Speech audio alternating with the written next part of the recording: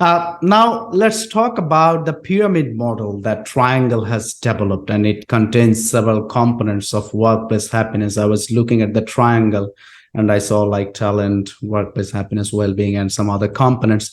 So, explain the model to us and how the components function together to create workplace happiness and well being.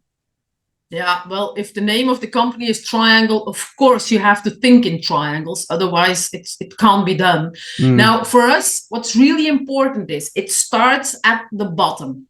And the bottom for us, it's all about satisfaction at work, which is something completely different than happiness. It's about, well, the day that I sign my contract to come and work with you, do we have the same ideas on this part? And of course, we've talked about it, at least I hope so.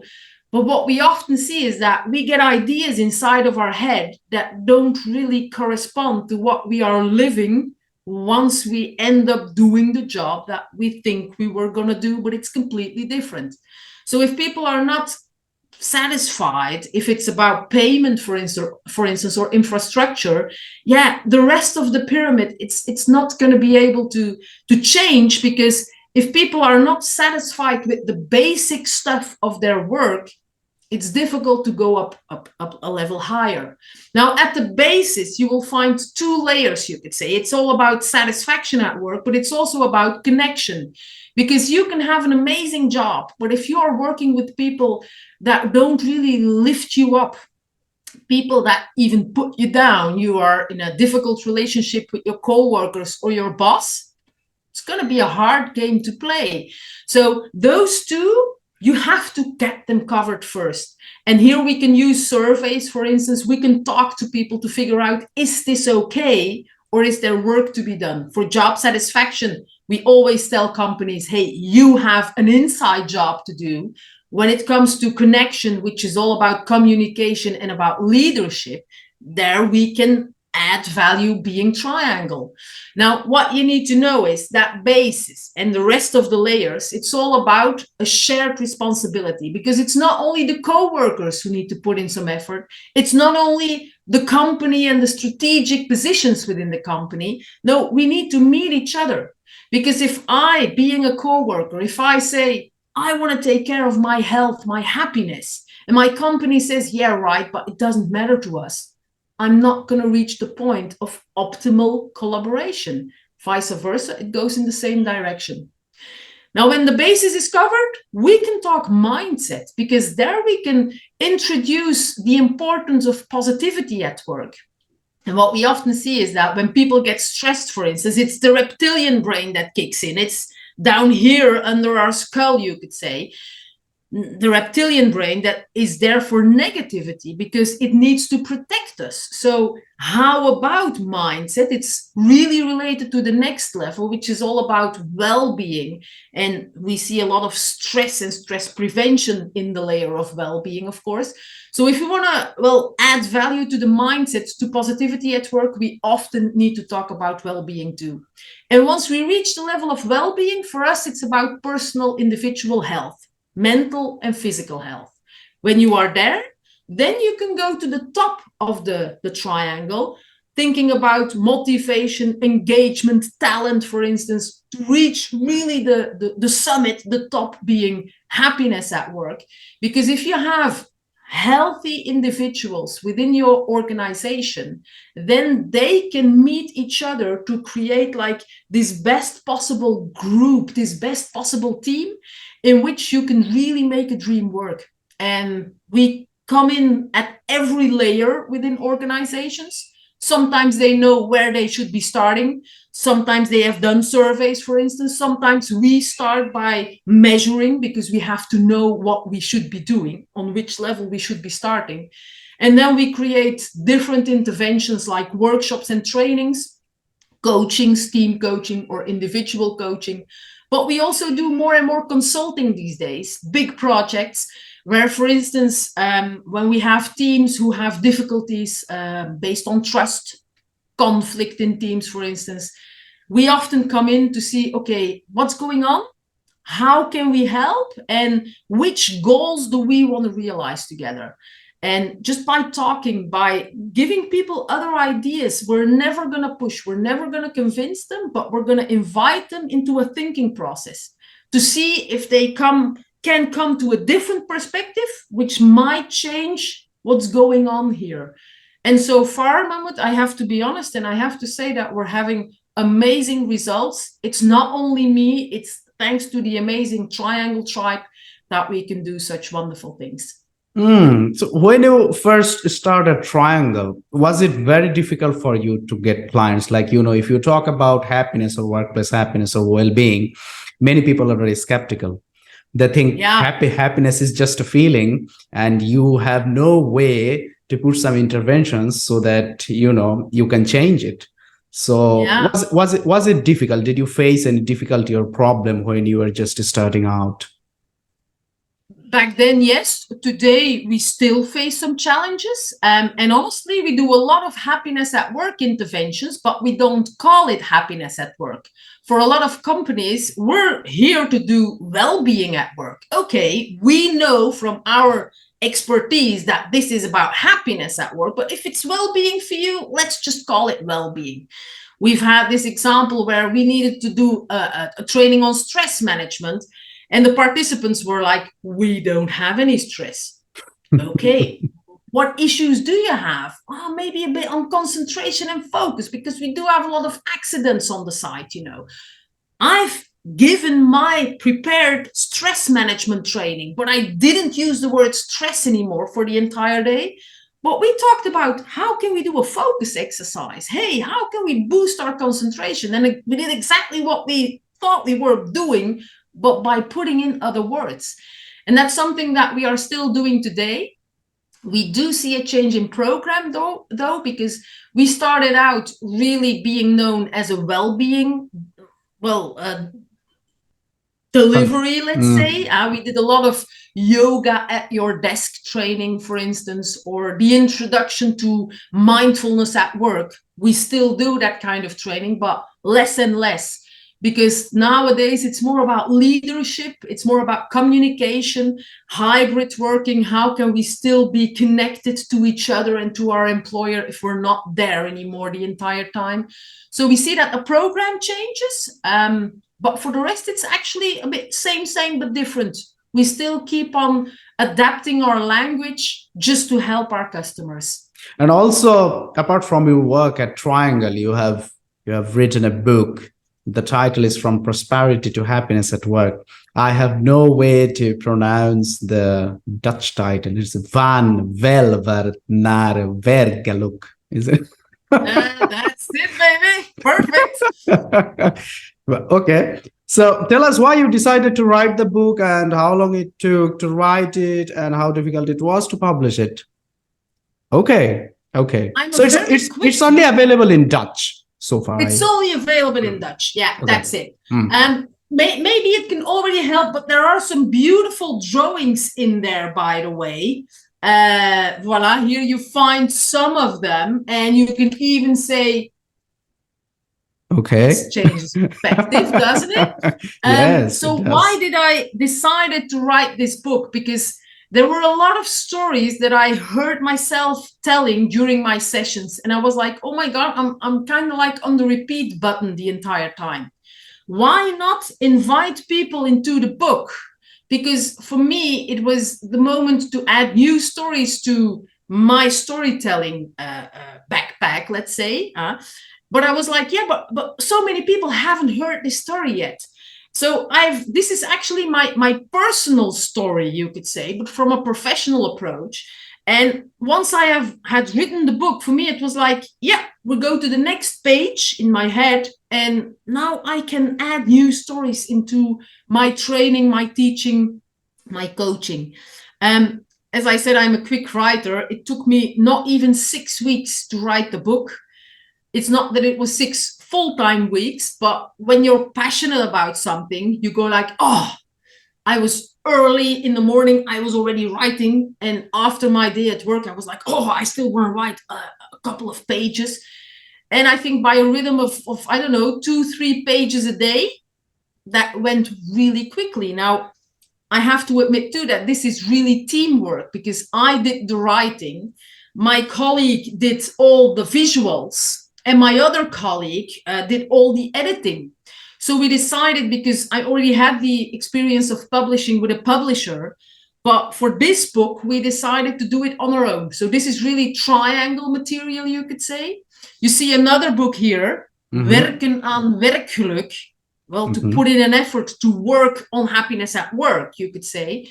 And there we went with a publisher, which is also a Tryangle book, but it's a different feeling though. This is our baby.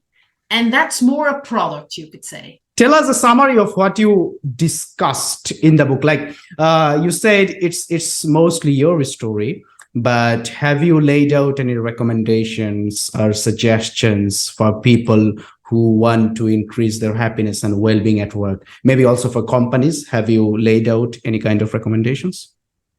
Absolutely. To be honest, it's full of tips. So it's first of all, so it's really a structured book. And it's first of all about understanding how did we end up in this situation? Because from prosperity to happiness at work, well, my parents, for instance, they were not thinking about happiness at work. They were thinking about having a roof above their head. They had to work hard just to be able to buy a house, which was a bit bigger than a little apartment. They were really pushing in extra work and extra time for me to have a degree, to be able to go to college, for instance, university.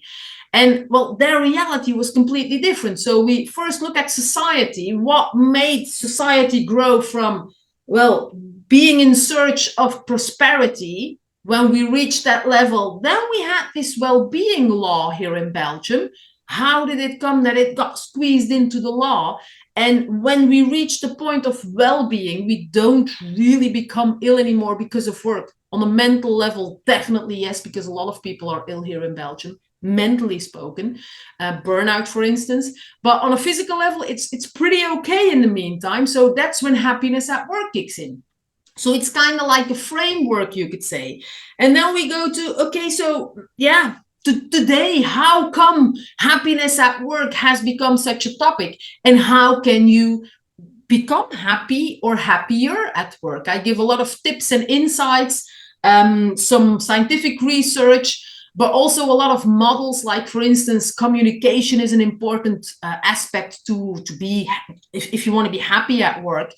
But how can you communicate in such a way that you can take care of yourself? Because always saying yes, having no boundaries, that's maybe not the way to go. But a lot of people, well, have this pitfall, you could say. How can you say no to somebody else without hurting this person, for instance? Taking care of yourself in the communication, but also taking care of other people.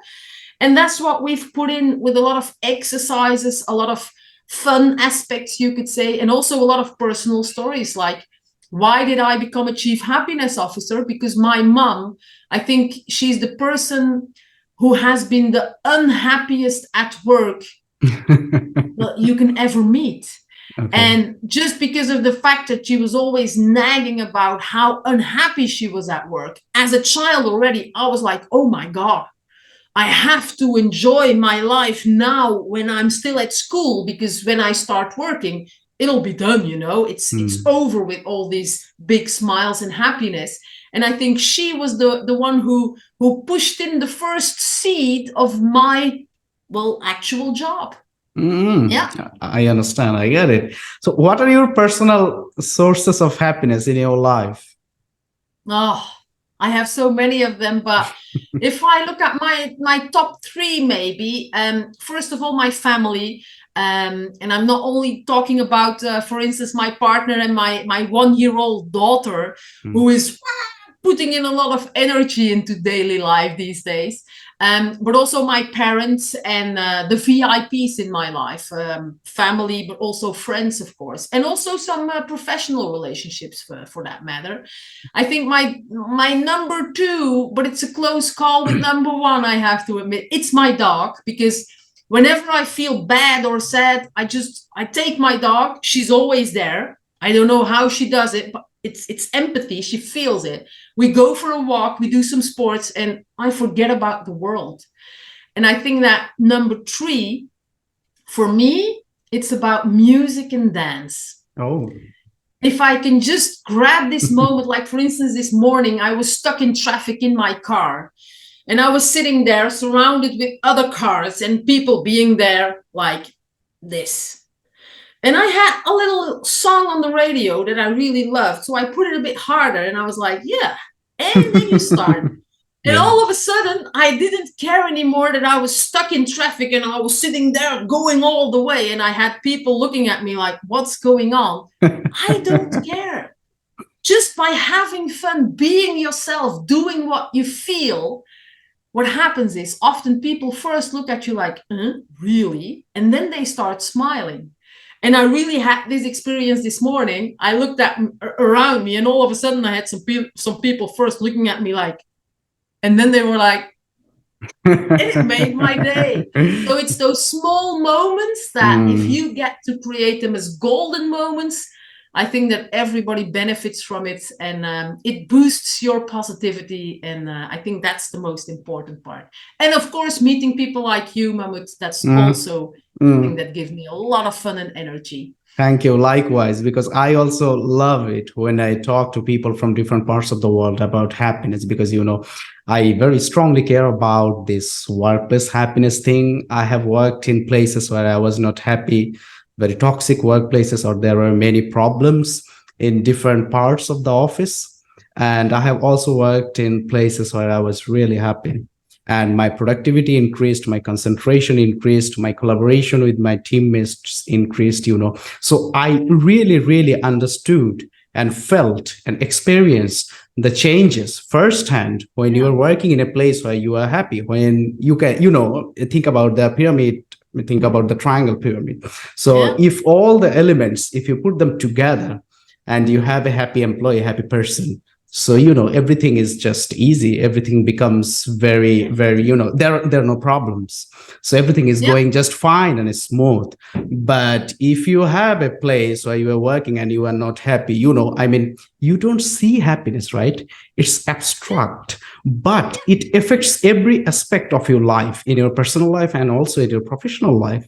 So I really love it when I talk to people like you from different parts of the world about workplace happiness, because, the workplace happiness, this concept, it is not still widespread in my country, because people do not care much about workplace happiness. It's all about, coming to the office and working and going home. So people do not think much about workplace happiness in my country. So because I lived in Finland and I was really happy when I was working in a restaurant and I have made really good friends. And I was so happy, even though I was just working in a restaurant. Then I came back to my home country and I understood, oh my God, if you just can increase the level of employee happiness at work, it changes the whole game. Let's just put it Definitely. Yeah. Yeah, that's why I always say to people, look, I'm a lady on a mission, and my personal mission is a mission of 2 millimeters. Because if we get to increase those two by 2 millimeters, just going up 2 millimeters, that's it. It's going to be a total different feeling than when they drop down. Because going up, it means I can still be a sensual partner and a playful, mother in my case, the happy friend who goes out for a drink with somebody else, the daughter or son who takes care of her or his parents. But if they drop down, you go like, oh, leave me alone, because I've lost all my energy and I don't have any zest for life anymore. So I think we're on a shared mission, aren't we? Yeah, we are. So thank you, Griet. Thank you for your time. I really love talking to you. And now I'm going to wrap up the meeting. And thanks a lot again for your time. So goodbye. Have a nice time. Bye.